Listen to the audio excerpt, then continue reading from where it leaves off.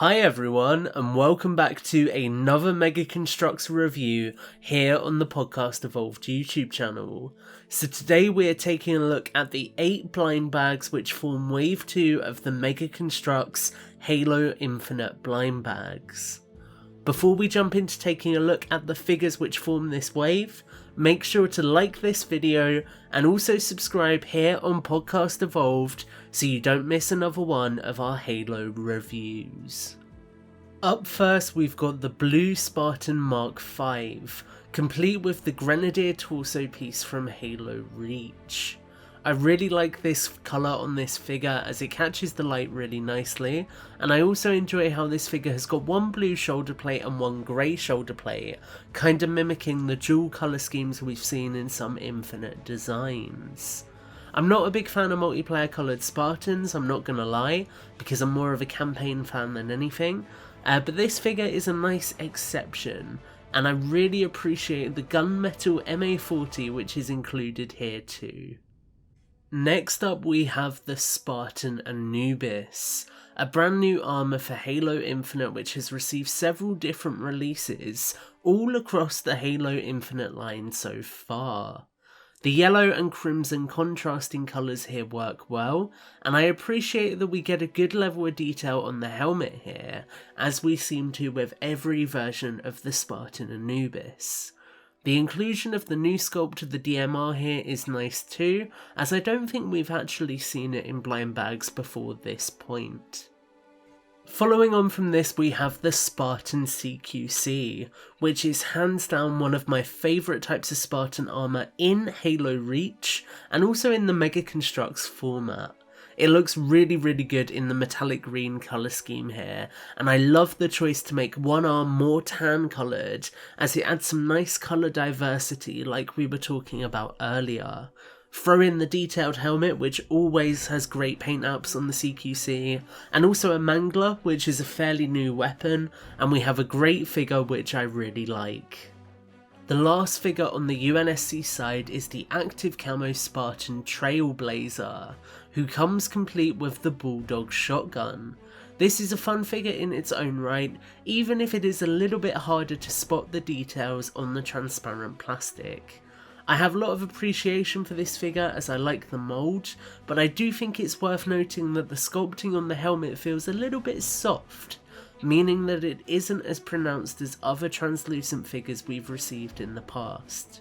It isn't a bad figure, but it's definitely not my favourite figure in this wave. The next figure we have in sharp contrast is one of my favourites, a brand new version of the Grunt Conscript in a gorgeous metallic purple, almost lilac colour, complete with a purple needler.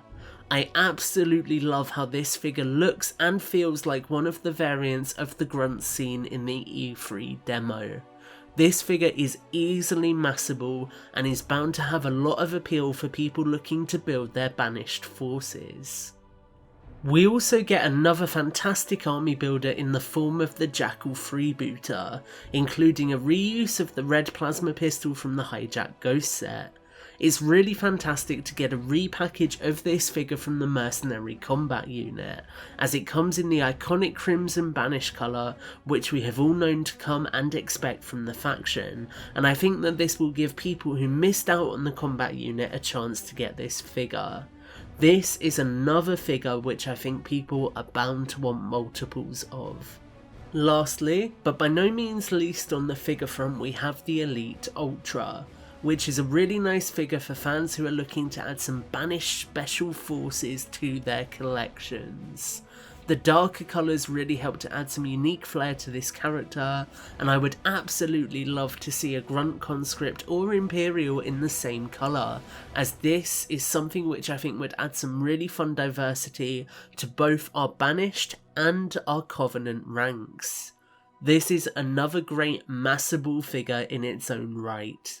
Alongside the 3 Banished figures, we also have a fun smaller build of a Banished Phantom, which nicely rivals the UNSC Pelican which we have received in the first wave of Halo Infinite Blindbags.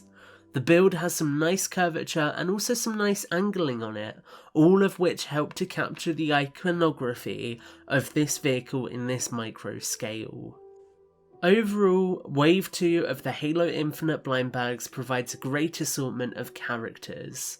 Whilst the UNSC side feels focused mainly on Spartans, the Banished forces here really shine, with lots of great army builders packed into this wave, which will really ensure that anyone who is looking to grow their Banished forces can do so.